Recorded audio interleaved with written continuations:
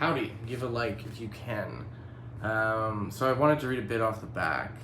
So a richly rewarding spring of practical wisdom to help you focus on what's in your control, eliminate false and limiting beliefs, take more effective action, make the daily stoic your guide, and you will grow in clarity, effectiveness, and serenity each day.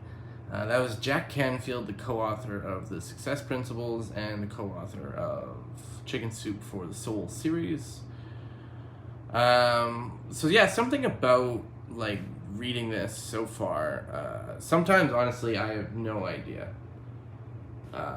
what the quote means, and then like I feel like throughout the day I think about it, and it's sometimes it's not always like wisdom that's like sprung upon me and that I get. It's like sometimes I have to think about it, and I'm like, what the hell did they mean by that?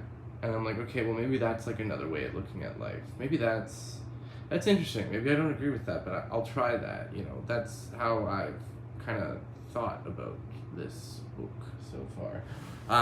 And like near like the beginning of the year, like stuff I glanced at, it seemed to make more sense. I just find the stuff in November so far, the stuff I've read, it was like, I don't fully understand this all the time. So anyways, this one, November 6th, someone else is spinning the wheel, so I feel like it'll be kind of similar to yesterday's in a higher power.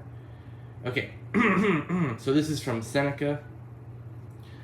If the breaking day sees someone proud, the ending day sees them brought low.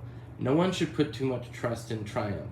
No one should give up hope of trials of improving. Clotho, which is like the god of fate in Greek mythology, mixes with the other and stops fortune from resting, spinning every fate around. No one has so much divine favor they could guarantee themselves tomorrow. God keeps our lives hurtling on, spinning in a whirlwind. The novelist now this is Ryan Holiday. The novelist Cormac McCarthy was living in a motel when he heard a knock at the door. It was a messenger.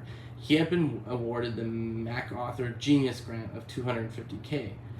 Unexpected events can be good as well as bad.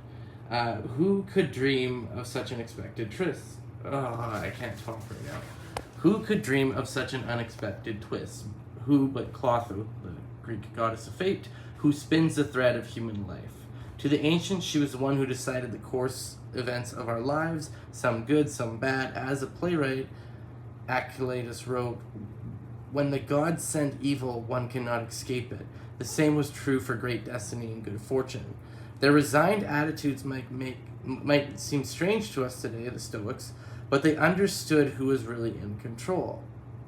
Not them, but us. So, kind of going back to yesterday, it's like we're not always in control. But then, like, I feel like I disagree with that a bit, like, because I do believe if it's up to me, it's meant to be. And I feel like it can be a bit of a cop-out in life to be like, oh, I'm not in control. So where do you draw the line of saying, like, oh, I'm not in control, so I'll give up? Like, for example, someone could have said to Elon, like, oh, well, you know, it's just Twitter just censors people, and that's just the way it is. We can't do anything about it. It's like, no, the son of a bitch went and bought Twitter and changed it because he wanted to. So, and like, okay, you could have said like that to anyone, like, oh, well, there's nothing you can do about like Twitter, you know, censoring people like that. There's nothing you can do. There's nothing any of us can do. So maybe like someone thought they could do something, and maybe they went around to a bunch of billionaires that like freedom of speech and whispered into them. Maybe they went to Trump, and maybe they went to Elon, and maybe they went to all these other people to like be like, oh, maybe you should buy Twitter. Anyways, so no amount of prosperity, no amount of difficulty is certain forever. A triumph becomes a trial becomes a triumph. Life can change in an instant. Remember today how often it does. And I feel that, like, because last year around this time I thought I'd live in Quebec forever, or like move to France or something after I moved to Europe, which I could still always. I could always go back to Quebec, but a couple of things happened this summer where I was like, you know what, I'm going to search out a job opportunity in Winnipeg. I got that job opportunity.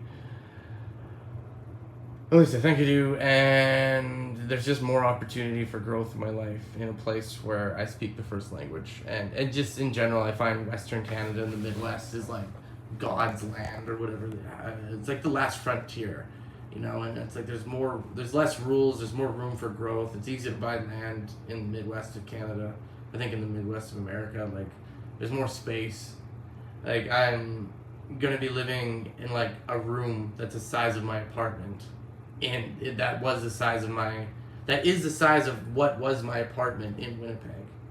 Or no, I'm fucking this up. So in Winnipeg, I'm gonna be living in a house, and the room I'm renting is gonna be almost just as big as my apartment was in Montreal, and I'm doing it for like half the price. Plus, I have access to like the whole house as well. So, that's my reasoning for moving back. A couple reasons, and it's like a good reset, and I'll go somewhere after. And life can change in an instant. Something could happen next month where I'm like, oh, I gotta go back, or maybe I'll win the lottery. I don't know. Who knows? Anyways, I'm gonna keep this going. Thanks. Bye. Oh, and make sure to subscribe if you haven't. Thank you.